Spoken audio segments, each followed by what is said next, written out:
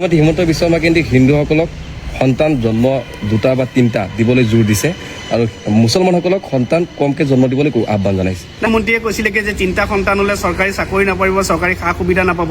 আজি সেইজন মুখ্যমন্ত্ৰীয়ে কয় যে সন্তান জন্ম দিয়াৰ কথা কৈছিলে। আজি তেখেতে কয় যে মুছলমানৰ 8টা 9টা ল'ৰা ছোৱালী আছে। আজি তাৰিখৰ মুছলমানৰ 8টা ল'ৰা ছোৱালী নাই। মুছলমানৰ যদি আছিলে সেই তাহানিত হিন্দুৰো আছিলে।